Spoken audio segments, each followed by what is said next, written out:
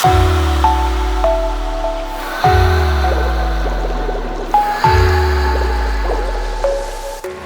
Bachak, que Akadosh Baruch Hu vous protège, vous donne la santé, la joie, la prospérité, Kénération.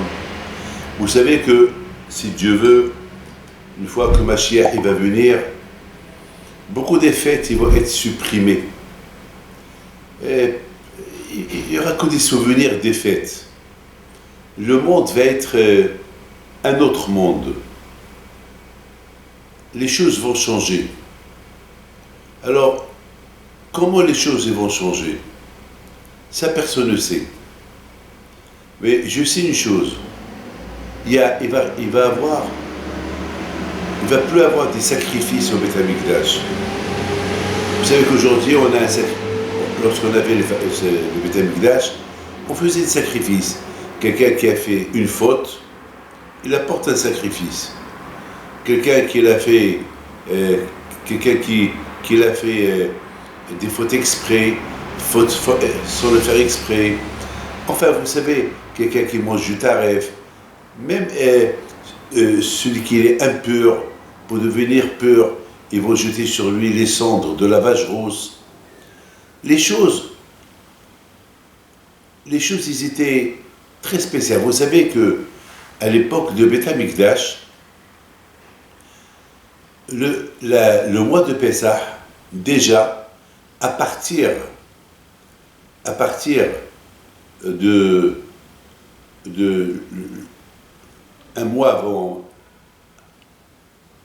Pessah, déjà, on commençait déjà à préparer les routes pour que les Juifs puissent aller au Beth Amikdash.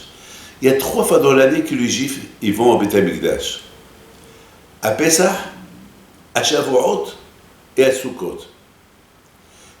Écoutez-moi, aller au Beth Amikdash, c'était pas facile. Aujourd'hui,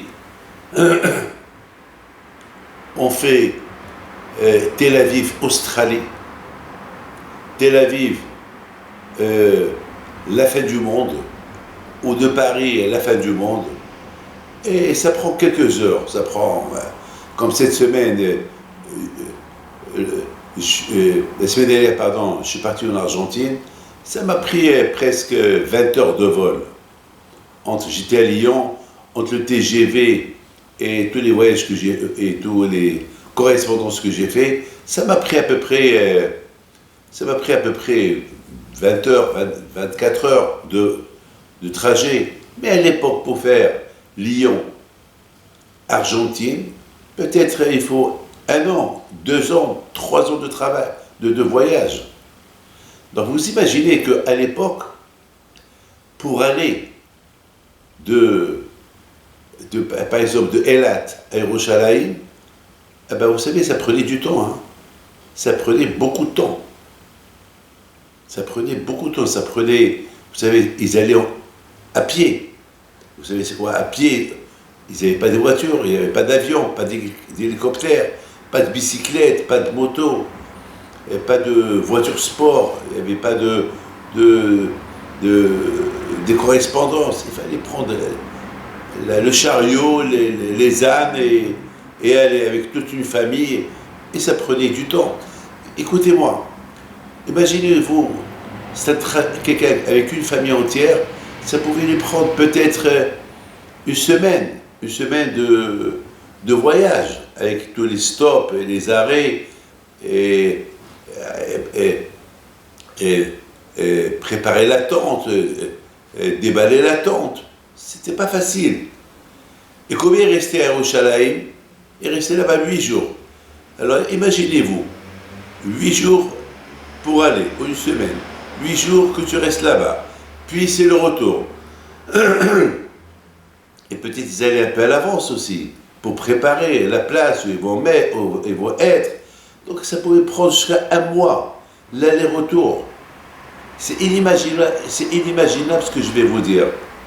Et après, ils vont retourner chez eux encore des semaines et des semaines.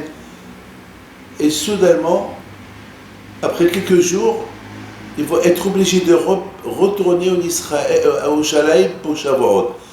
entre Pessah et Shavuot, il y a que quelques semaines, c'est tout. Ça veut dire que pendant presque 2 mois de voyage, tout ça pour le bon Dieu. Est-ce qu'Hachem il veut déranger les Juifs?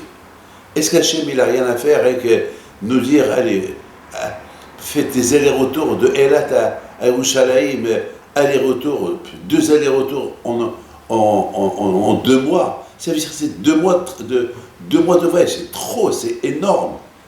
Ça pouvait ennuyer les Juifs, ils pouvaient crier.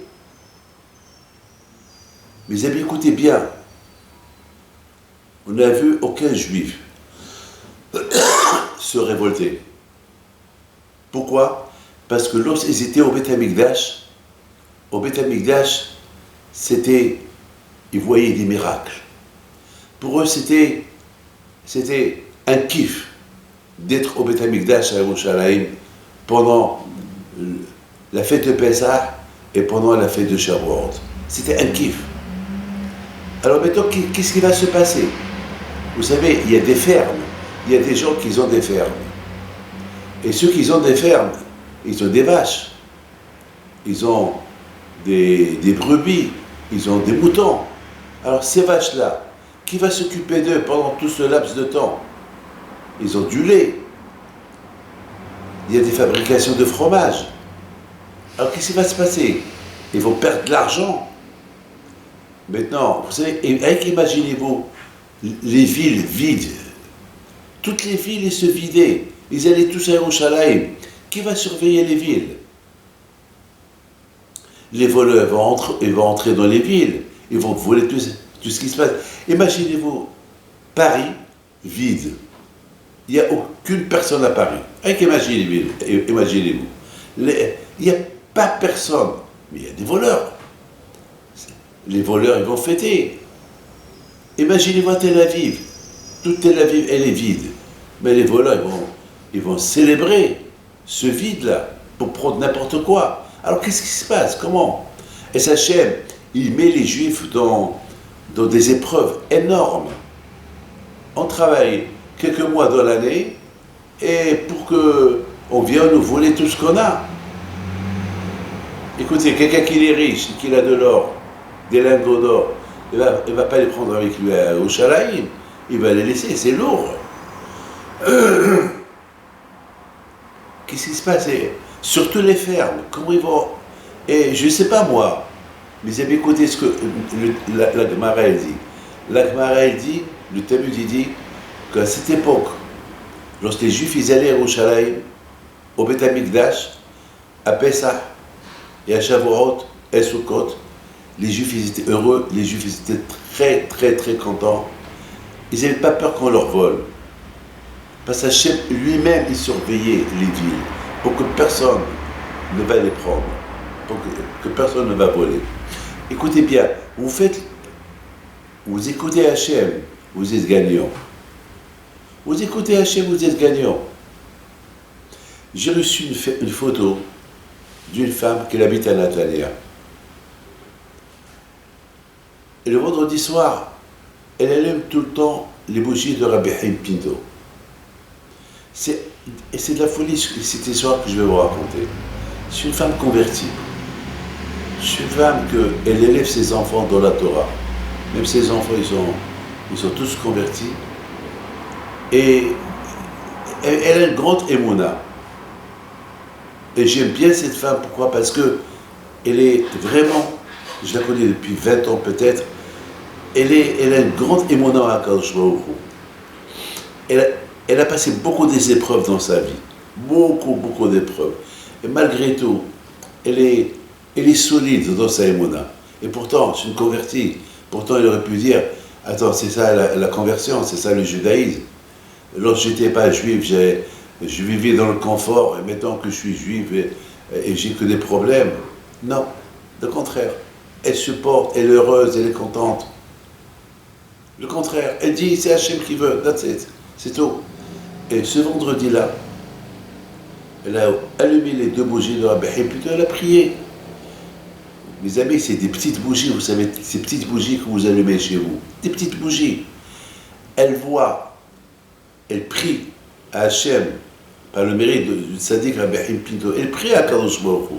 Et soudainement, elle voit la flamme de la bougie, elle monte presque 2 mètres, jusqu'à qu'elle ait laissé des traces dans le mur, le noir. C'est inimaginable. Les petites bougies, même s'il y a une flamme qui va monter, ça va monter quelques centimètres. Mais on dirait une explosion. Une explosion. C'est dommage, je ne peux pas vous montrer la photo, mais si vous voyez la photo, vous voyez la flamme, comment elle est montée 2 mètres. Et non seulement que la femme elle est montée, mais elle a brûlé comment ça s'appelle, elle a brûlé le mur. Et ça fait la flamme dans le mur, longue de 2 mètres. C'est inimaginable. Ça veut dire que Hakadosh Baruch Hu, il donne des réponses. Hachem, il ne parle pas avec tout le monde, mais il donne des réponses. Et il donne des réponses par des messages, un message comme ça. Comme par exemple dans la paracha de cette semaine qu'on a lu, lorsque les Juifs ils ont construit le tabernacle, alors Moshe Rabbeinu il leur a dit, Hachem il va apparaître le 8e jour. Maintenant imaginez-vous que je vous dis, Hachem il va apparaître. Tout le monde est emballé. Hachem il va apparaître. Comment il va apparaître? Comment? Tout le monde est excité. Tout le monde est emballé. Tout le monde veut savoir comment Hachem il va apparaître. Hachem il va apparaître. Comment il va apparaître? Comment il va apparaître? Parce que Moshe Rabbeinu leur a dit, Hachem il va apparaître et va résider en vous. C'est facile de dire une phrase comme ça.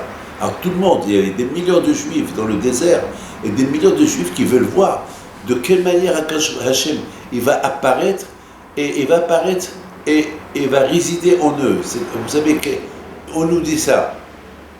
Imaginez-vous dans une communauté où on vous dit une phrase pareille. Hachem il va apparaître et vous allez avoir chacun de vous une partie du bon Dieu. Les gens, ils attendaient. Comment il va apparaître? C'est la surprise. Imaginez-vous à la Bretagne, j'ai vu quelques photos. Le premier avion, lorsqu'ils ont construit l'avion, et ils devaient maintenant le faire décoller. Donc tout le monde était là pour voir comment un avion va décoller. Il y avait un monde fou. Ils veulent voir comment un avion peut décoller, comment un avion va devenir comme un oiseau et qui va décoller. Donc, il y avait un monde fou, pour voir comment il va décoller. Donc, ok, ils ont vu l'avion décoller, oh, waouh, ça crie de partout. C'est la première fois de leur vie qu'ils voient quelque chose qui a été construit par l'être humain qui décolle. Mais, après quelques mètres, l'avion est tombé. Mais, ok, mais il a envie de décoller. D'accord? Mais là, Hachem, il leur a dit, je vais apparaître et je vais être en vous, je ne vais plus vous lâcher. C'est de la folie, ça. Et mes amis, tout le monde était excité, tout le monde était là, tout le monde voulait savoir comment ça va se passer. Et puis à un moment donné, mon cher Rabbeinu, il dit à tous les Juifs, allez maintenant, préparez-vous, c'est le moment où Hachem il va apparaître. Et voilà, ils voient une grande lumière avec du feu qui descend du ciel. Il descend du ciel, il rentre dans la tente, le tabernacle, il ne le brûle pas. Un feu comme ça, il brûle tout le camping, il va le brûler. Il a brûlé personne. Et chaque juif, il a senti la présence d'Hachem en lui. Ils ont tous commencé à crier Hachem o Elohim, Hachem o Elohim, Hachem o Elohim. Vous savez, mes amis, aujourd'hui, là, c'était pas un message. Là, c'était quelque chose de réel. Là, ils ont vu. Maintenant, chacun de nous, il a une partie d'Hachem en lui. Vous croyez que c'est facile d'être juif? Vous croyez que c'est facile de respecter l'Ida, de respecter Shabbat, de manger le kasher? Vous croyez que c'est facile? C'est pas facile. Vous croyez que c'est facile de respecter tous les mitzvot? C'est pas facile. C'est dur. Mais on a quelque chose en nous qui nous aide. On a Hachem, le boss. Hachem. Il est en nous. Vahi bayom hashmini. Le 8e jour, vous savez mes amis, on fait la brit mila au bébé le 8e jour. Pourquoi le 8e jour? Parce que le chiffre 8, c'est au-delà de ce qu'on peut imaginer. Le chiffre 8, c'est l'autre monde. Dans ce monde-là, on n'a que 7 chiffres, du dimanche à samedi. L'autre monde, il n'y a pas de dimanche à samedi. L'autre monde, c'est Bayom Hashmini. C'est le 8e jour. C'est le 8e jour. L'autre monde, c'est au-delà de ce qu'on peut imaginer. C'est quand, par exemple, on voit quelque chose qui est limité. Ce monde-là, il est limité en 7 jours, mais l'autre monde, il est illimité. C'est Olam Shikuloto. C'est un monde que tout le temps, c'est bien, il est illimité. Et lorsque il y a une Brit Mila, eh bien, cet enfant-là, à qui on a fait la Brit Mila, eh bien, il reçoit, au moment qu'on coupe, il reçoit une lumière divine. Il reçoit quelque chose qui s'appelle au-delà de là. Au-delà de ce qu'on peut imaginer, de l'autre monde. Ça veut dire que dans ce monde-là, on vit dans ce monde-là, mais on vit aussi en nous, il y a en nous aussi un autre monde. Un peu de l'autre monde, l'âme. L'âme, elle n'est pas de ce monde. L'âme, qui s'appelle la Neshama, elle vient de l'autre monde. Elle est en nous. Et c'est elle qui nous réveille. Et c'est elle qui nous réveille pour servir Hachem.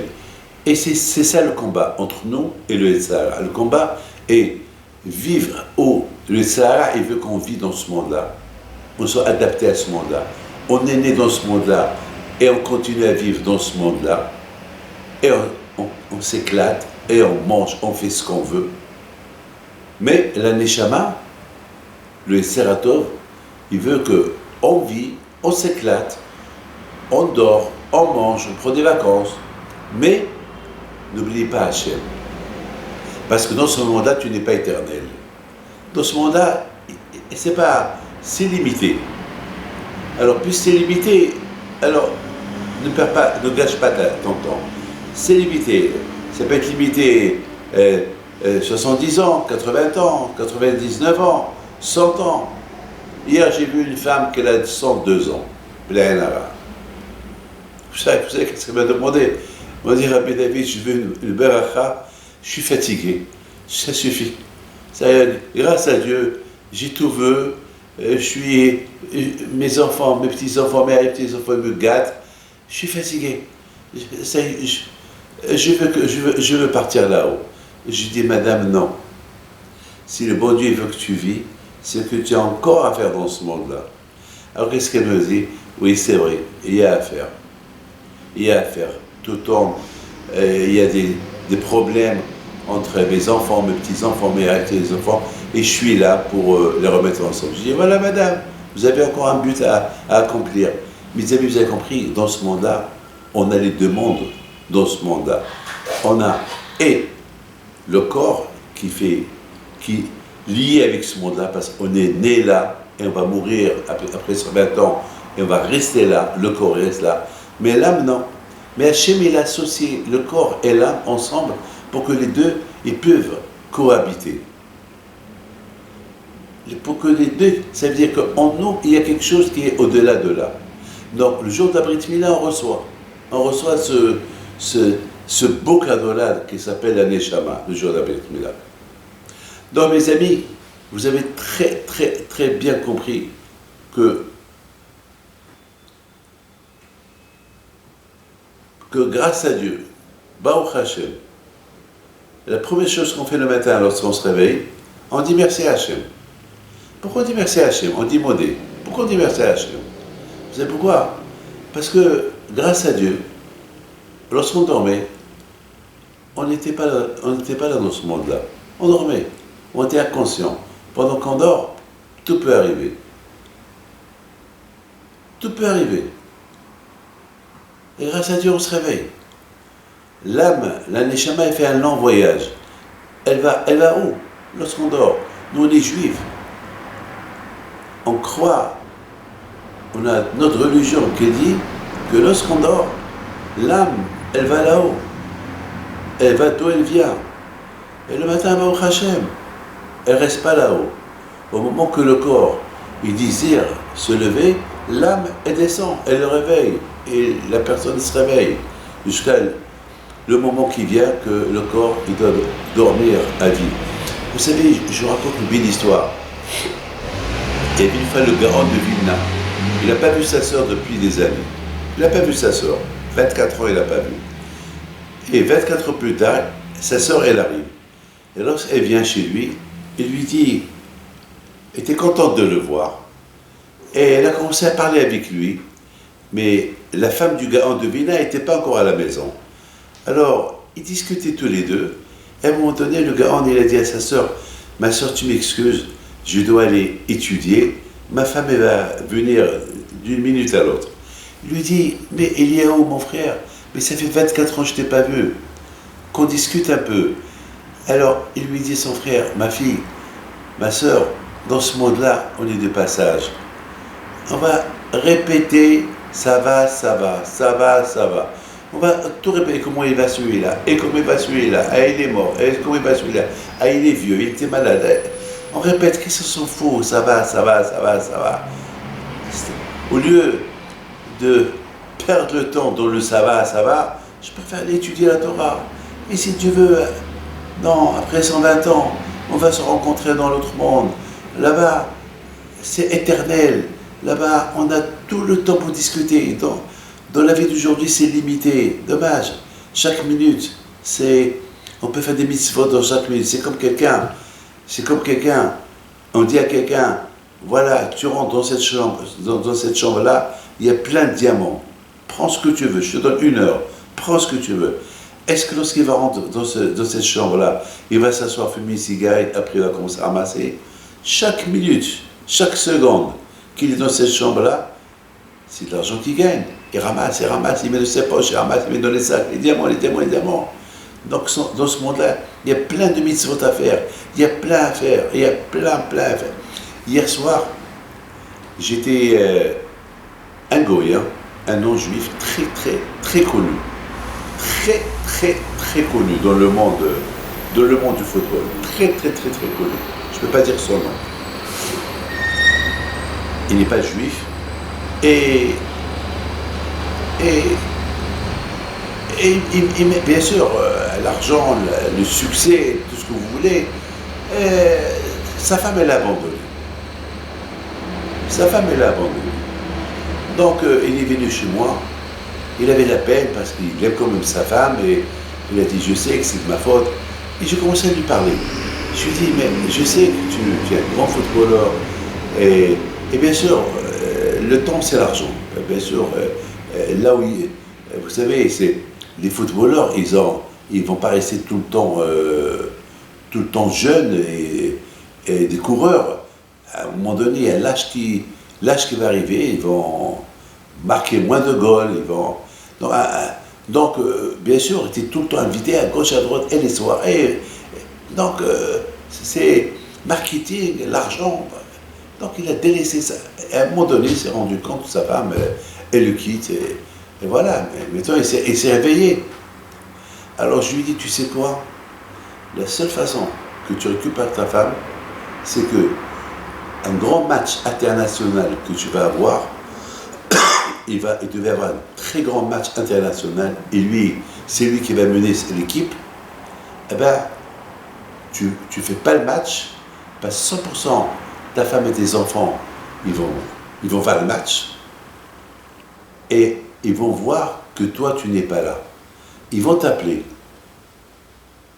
Et lorsqu'ils vont t'appeler, tu vas dire comme ça, tu vas dire, non, je me suis puni pour tout le temps que j'ai laissé ma femme seule. Voilà, tu vas dire comme ça. Donc la surprise totale. La dernière minute, il a fait semblant qu'il a mal au pied, il a fait semblant qu'il n'est pas bien, et soudainement, mais ils lui ont dit, mais ton pied il va bien, mais tout va bien. Il a dit, écoutez, je ne vais pas y aller. Ils lui ont dit, mais tu mets l'équipe en danger. Et il leur a dit, je ne vais pas y aller. Alors du coup, toute sa famille, ses enfants, il va, papa, qu'est-ce qui se passe? L'équipe, elle est rentrée pour jouer, toi, tu n'es pas là, qu'est-ce qui se passe? Non, je ne vais pas rentrer, je me punis. Pourquoi? Parce que c'est à cause du football que ma femme, ta maman, elle m'a quitté. Et là, je me punis parce que j'aime ta maman, etc. Et lorsque sa femme elle a entendu ça, eh ben, elle a commencé à pleurer. Elle a dit, mais toi, je comprends que tu m'aimes. Comme ça, j'aurais fait la paix. Et vous savez, grâce à Dieu, cette idée-là, et ils ont fait la paix. Mes amis, que Dieu vous en préserve, c'est exactement avec nous.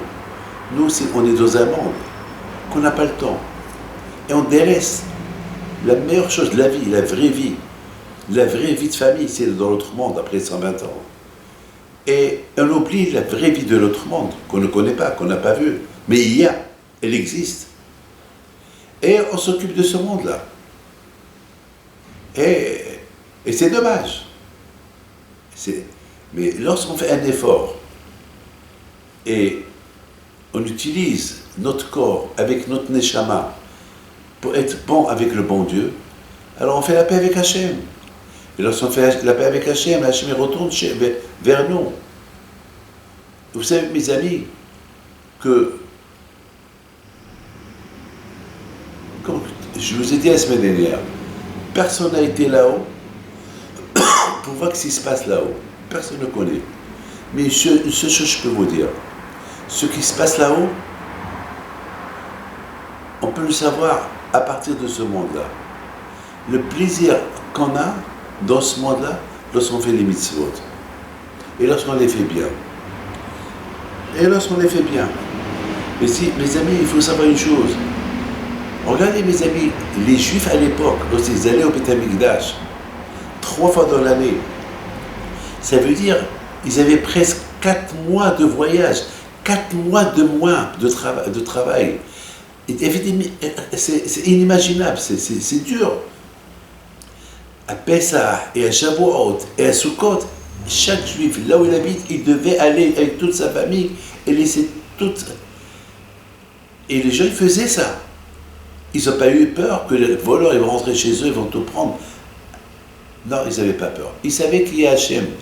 Hachem qui surveille. Mes amis, il faut savoir une chose.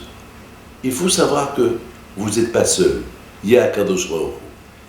Il faut le savoir que vous n'êtes pas seul. C'est tout. Vous n'êtes pas seul. Là où vous n'êtes pas seul. Vous savez, cette semaine, la semaine dernière, j'étais à Lyon pour ma femme. Elle a perdu sa sœur, Zechrona Lebracha, Régine Zera Bat Mama, Julie. Et c'est elle qui l'a élevé, ma femme. Donc je suis parti d'Israël à Lyon pour présenter les condoléances à ma femme et à ses frères. Et après de là-bas, je devais pas prendre l'avion le matin, le train le matin pour aller à Paris. Paris, je prends Air France pour aller en Argentine. Et malheureusement, j'ai pris le train le matin, c'était mardi matin, le TGV. Le TGV Lyon, Paris, c'est 2 heures. Ça m'a pris 4 heures et 6h30 de train. 6h30 de train. Heureusement que j'avais 2 personnes qui m'ont accompagné. 6 heures de train, grâce à Dieu, j'ai étudié, j'ai écrit, grâce à Dieu, j'ai étudié la Torah. Pour Hachem, je ne me suis pas ennuyé. La plupart des gens, ils voyaient des films. Bon, moi, grâce à Dieu, mon téléphone, il est cachère, un petit téléphone. Aujourd'hui, il est plus sur le marché ce téléphone. Et j'ai écrit pendant 6 heures, mais mes problèmes ne sont pas arrêtés. Lorsque j'arrive à l'aéroport de Charles de Gaulle, j'ai raté l'avion Air France pour aller à Buenos Aires. Donc il fallait changer d'aéroport pour prendre un autre avion. Mais là, il faut faire Orly, Madrid, attendre 3 heures, et Madrid, Buenos Aires. Ça veut dire en tout presque 25 heures de route. 25 heures, ou plus, ou 30 heures. Et j'ai dit à Hachem, pourquoi tout ça? Mais Hachem, il a des raisons, je ne connais pas. Mais tout ce que je peux vous dire, que, Bémet, je vous le dis, grâce à Dieu, J'ai pris mon mal bien. C'était un voyage fatigant, mais j'ai étudié. J'ai étudié, j'ai dit peut-être Hachem, il m'a donné plus de temps dans ces voyages, comme ça, il m'a donné le temps pour... Il y a quelqu'un qui m'a posé une question hier, il m'a dit, mais comment vous faites pour écrire beaucoup des livres? Je lui ai dit dans les avions, dans les trains. Alors quand je me retrouve, quelqu'un me dit, mais Rabbi David, mais comment on peut trouver le temps? Je lui dis, comment trouver le temps? Le temps, tu peux le trouver. Tu as le temps pour voir des films, tu as le temps pour aller ça, tu as le temps pour des vacances, tu as le temps pour... Il faut avoir le temps aussi pour ta famille, il faut aussi avoir le temps pour Hachem. Tu peux trouver le temps c'est nous que l'on trouve. C'est vrai. Toujours on dit le mot j'ai pas le temps, j'ai pas le temps, j'ai pas le temps. C'est pas vrai. Le temps peut le trouver. On prend notre calendrier et on fait le temps. C'est nous qu'on fabrique le temps. On peut si on veut. Si on réfléchit un peu, on va voir que presque on gâche tout notre temps, on le gâche. Il est du gâchis. Et les vraies choses qu'on peut faire dans le temps qu'on gâche, on les met de côté.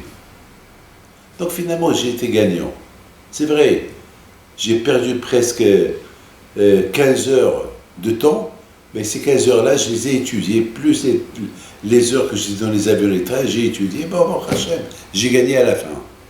J'ai pas perdu le temps. Mes amis, dans ce monde-là, on peut... Le temps qu'on gagne de ce monde-là, il est incalculable. Parce que c'est ce temps-là qu'on gagne et qu'on fait des mitzvot avec, c'est ça qui va nous attendre là-haut après son attente. Oui, mes amis, c'est ça. Il faut être convaincu. Et c'est ça la vérité. Et c'est ça la vérité. Mes amis, après 120 ans,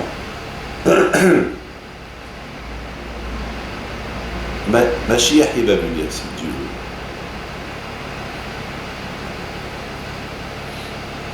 Oh, si Dieu veut, cette semaine. Toujours on dit les hâtis de labo, plus tard. Mashiach, il va venir. Très bien. Alors, qu'est-ce qui va se passer? Eh bien, est-ce que le monde va changer? Le rabbin me dit, le monde, il ne va pas changer. Il y aura toujours les avions, il y aura toujours les bureaux, il y aura toujours, le monde ne va pas changer. Alors, il va être comment ce monde-là? Ce qui va changer dans ce monde-là, c'est qu'il n'y aura pas le mal.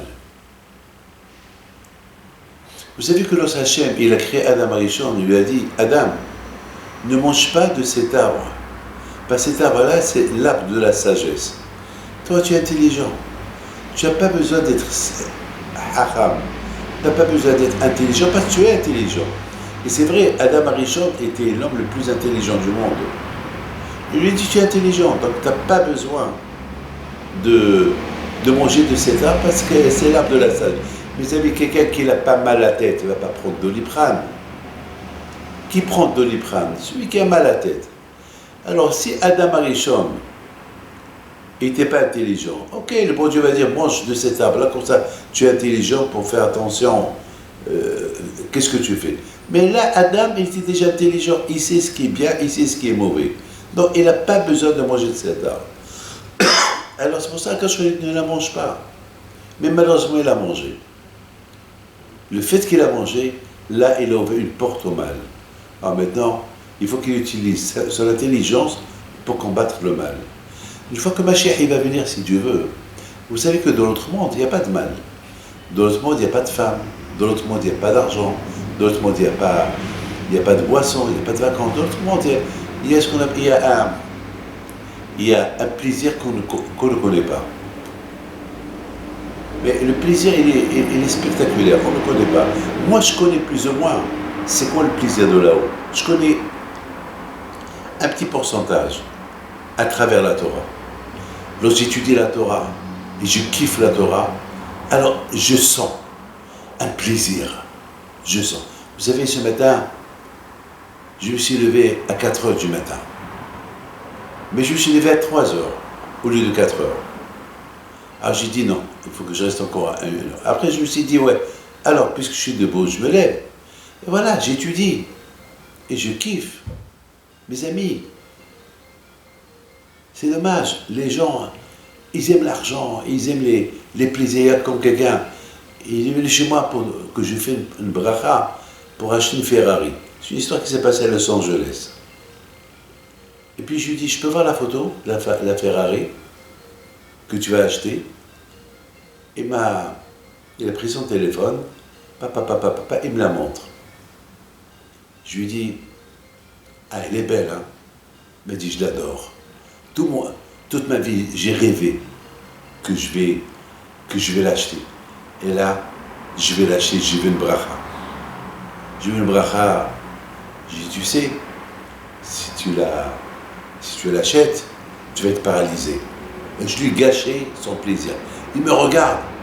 Il me dit quoi? Je lui ai dit, si tu l'achètes, tu vas être paralysé. Je lui ai gâché le plaisir. Ah bon? Pourquoi? Ben, je ne sais pas. Ah bon? Oh. Il n'y a rien à faire pour ne pas être paralysé. Non, tu vas être paralysé. Je lui ai gâché son plaisir.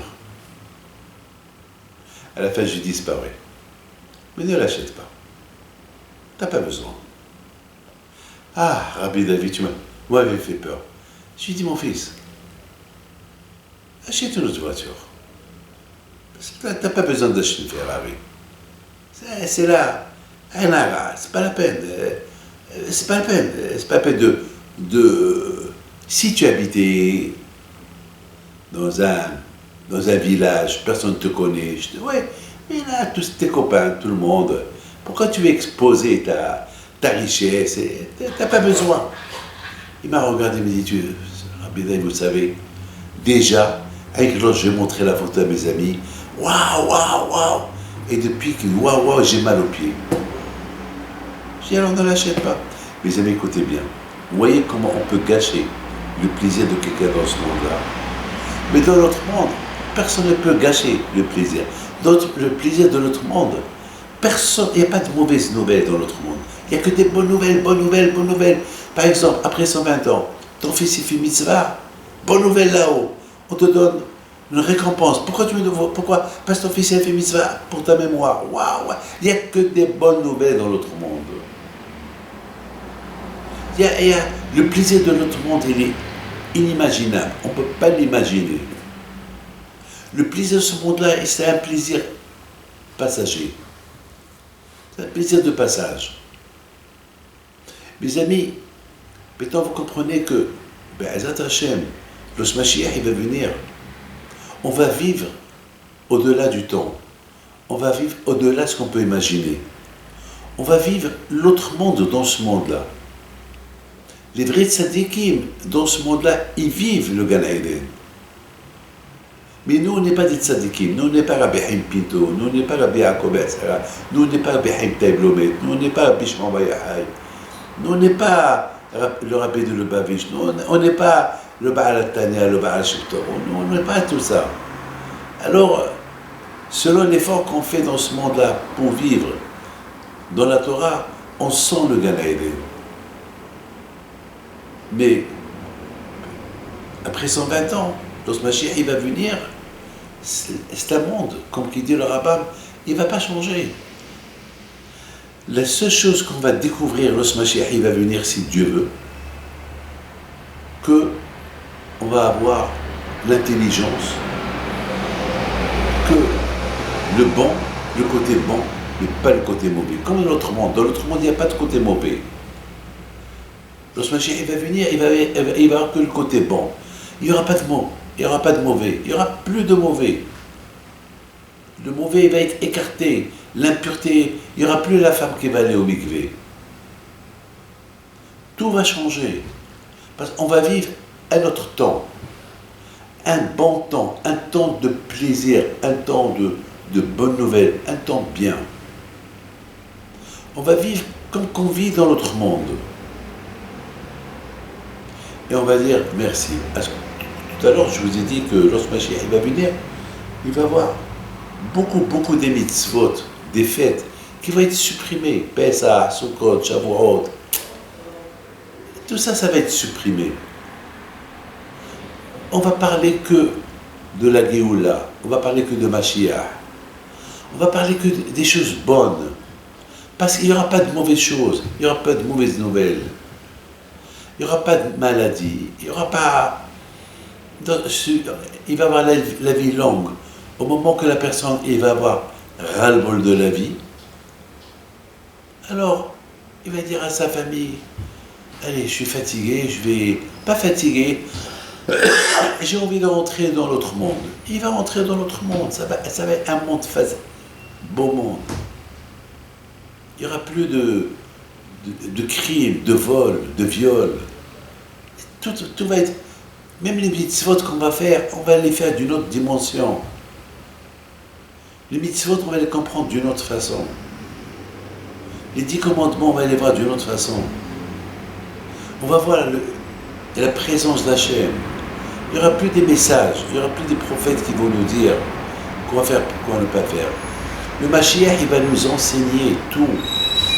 Il va nous apprendre comment, la manière de servir Hachem dans l'époque, Be'ezat Hachem, l'époque qu'on va vivre. C'est pour cela, l'époque de Mashiach, avant, comme qui dit le Gaon divin, avant que Mashiach va venir, c'est comme une femme qui a des contractions avant qu'elle accouche. Une femme tombe enceinte, et avant qu'elle accouche, elle a des contractions jusqu'à que le bébé sort. Et elle crie une fois que le bébé est sorti, elle se sent bien. Maintenant, on sent les Mashiach, les contractions de Mashiach. C'est pas maintenant la délivrance du bébé, la délivrance du peuple. Lorsque Mashiach va venir, ce sera la vraie délivrance. Alors mes amis, il y aura toujours un sacrifice qu'on va faire. Tous les sacrifices, il faut être déprimés. Supprimés, pardon, pas déprimés, supprimés. Un seul va rester. Le sacrifice de Toda, le sacrifice de remerciement. Vous savez, Rabotai, pourquoi? Parce que ce Mashiach va venir, il n'y aura plus de fautes, il ne va y avoir que des souvenirs. Les souvenirs, le bien que le bon Dieu nous a fait, les miracles qu'Hachem a fait avec nous. Et c'est ça, mes amis, est-ce que nous aujourd'hui on connaît qu'est-ce qui aurait pu nous arriver? Il nous arrive pas. Moi, une fois, j'étais dans un avion. Et on a atterri à Washington. Et j'avais rendez-vous avec quelqu'un à Washington. Et j'ai fait un Tel Aviv, Washington. J'ai fait un aller-retour. C'est-à-dire que je devais rester à Washington 1 heure. J'atterris à Washington. Je rencontre le monsieur, et après je suis encore retourné pour prendre le même avion pour retourner à Tel Aviv. Mais il s'est passé quelque chose. Il y a eu un délai de 7 heures. Qu'est-ce qui s'est passé? On vient de venir de Tel Aviv. Eh bien, il y avait 2 pièces qui étaient à Chemishmor. Alors j'ai posé la question, comment on a pu atterrir avec ces 2 pièces qui étaient cassées? Le pilote a dit, je ne comprends pas. Comme ça, il a dit, je ne comprends pas. On devait avoir un gros problème dans l'avion. Vous voyez des miracles que le bon Dieu fait avec nous chaque jour. Beaucoup de fois, on veut prendre la gauche, on prend la droite. Et pourquoi? Hachem, il sait pourquoi. Moi qui devais prendre l'avion Air France à 1h15, je l'ai pris d'un autre aéroport 15 heures plus tard. Pourquoi? Hachem seul ici. Il y a des choses que nous, on ne sait pas. Il y a des choses que nous, on ne sait pas. Alors, ce Mashiach va venir. On va voir toute une vie, toute la vie qu'on a vécue, jusqu'à ma naissance. Tous les miracles que mes parents, ils ont eu, mes grands-parents, mes arrière-grands-parents, il n'y avait pas ce miracle, moi je ne serais pas là. Donc ça va être que des remerciements, des remerciements, des remerciements, des remerciements, des remerciements, bon Dieu. Ça va être que l'effet des remerciements. On va découvrir combien des fois les nations ont voulu nous détruire et le bon Dieu nous a sauvés. il va y avoir que des remerciements. Ça va être un monde. On va vivre un monde que vraiment, on va dire merci à Hachem. Mes amis, après 120 ans, lorsqu'on arrive là-haut, on voit tout ce que le bon Dieu a fait comme bien pour nous. Mais là-bas, on ne peut pas dire merci à Hachem. Le vrai merci, on le dit là où on a eu le miracle. Et c'est dans ce monde-là qu'on a eu le miracle. Alors, c'est dans ce monde-là qu'on dit merci à Kadosh Baruch Hu. Pas là. Vous avez compris, mes amis, je raconte une belle histoire. Très très belle histoire. Pour savoir que Hachem, tout ce qui va vient, il est à vous. Il y a une femme qui habite à New York. Elle voulait acheter une maison. Et bon, grâce à Dieu, une maison que chaque jour elle passe, elle voit cette maison, et finalement, Baruch Hashem, ils ont presque signé, tout est fait, et un jour, elle reçoit un coup de téléphone, le propriétaire ne veut pas vendre la maison, la propriété n'est pas bien. Elle a appelé Rabbi Pinto pendant 3 mois. Elle souffrait parce que la maison était à côté des écoles, à côté des synagogues, à côté du kasher, à côté de mikvé. C'était vraiment la vie de Gan Eden à New York. Et voilà, tout son rêve, il est parti. Ils sont partis en vacances, en plein été.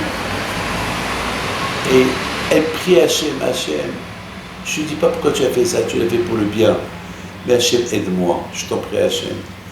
Aide-moi que je trouve une maison pareille, ou cette maison-là, qu'ils vont la remettre dans le marché, je vais la prendre.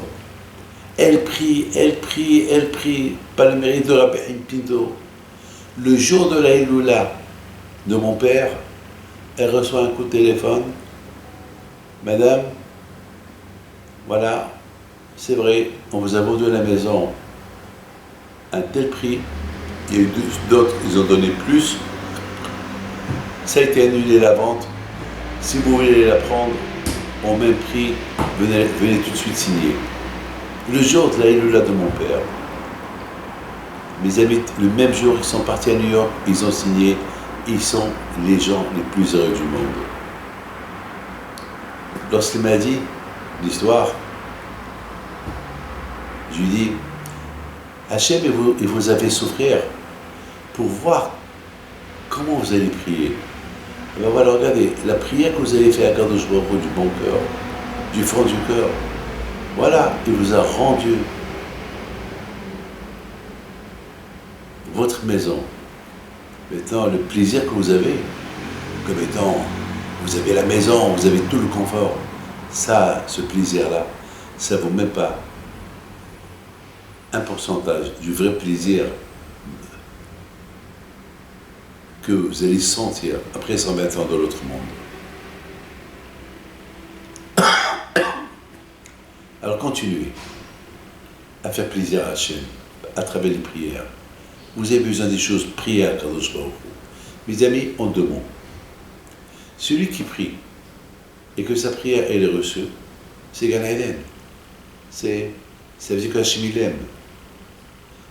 Dans ce monde-là, on est là pour vivre dans ce monde et pour aussi apporter l'autre monde dans ce monde-là et les mettre ensemble. Parce que mes amis, Hachem, vivre Hachem, c'est que tu vis dans l'autre monde. Hachem dans ce monde-là. Vous imaginez c'est quoi? Vivre Hachem dans ce monde-là. Tu fais la Iloula du Tzadik. C'est que tu apportes le Tzadik de là-haut en bas. Et c'est ça la vie. Be'ezrat Hachem, quand le Mashiach va venir, on dira toujours merci à Kadosh Baruch Hu. Alors je termine avec une belle phrase que j'ai écoutée cette semaine. Vous savez que le sacrifice de remerciement à Hachem qu'on faisait, on devait le manger jour et nuit. On n'a pas le droit de le manger pendant 3-4 jours. La nuit et le jour, c'est tout. le sacrifice de remerciement qu'on faisait au Beth Amikdash. Et il y avait là-bas beaucoup de petits pains. Beaucoup de petits pains. Une quarantaine de petits pains. Et pourquoi tout ça? Pourquoi beaucoup de sacrifices, ça prend, on peut le manger 2 jours, 3 jours. Et ce sacrifice, 1 jour et 1 nuit. Vous savez pourquoi? Et beaucoup de petits pains. Alors j'ai écouté un rabbin qui l'a dit, lorsqu'on dit merci à Hachem, c'est important de dire merci à Hachem devant beaucoup de monde. Celui qui avait un miracle dans la vie, il n'a pas le droit de le garder pour lui-même. Il doit l'annoncer, il doit le raconter. Mes amis, le fait qu'on apporte un sacrifice et dire merci à Hachem pour le bien que tu m'as fait, alors je réunis beaucoup de gens pour qu'on finisse tout le sacrifice. Et pendant qu'on le finit, alors les gens vont te poser des questions. Pourquoi ce sacrifice de remerciement? Il faut diffuser le bien qu'Hachem fait avec toi. Lorsque tu diffuses le bien qu'Hachem fait avec toi, tu as grandi le nom de HaKadosh Baruch Hu. Quelqu'un qui avait un miracle, il faut qu'il le raconte. Pour diffuser, pour avoir la émouna en plus de HaKadosh Baruch Hu. Alors, dans le sacrifice de remerciement, il y avait beaucoup, une quarantaine de petits pains. Comme ça, tu invites beaucoup de gens et tu racontes les bienfaisances de HaKadosh Baruch Hu. Que Hachem fasse que Mashiach y vient et on va vivre au-delà de là afin de raconter toutes les bonnes choses que nous avons vécues avant que Mashiach y vienne. Que le bon Dieu nous protège. Amen.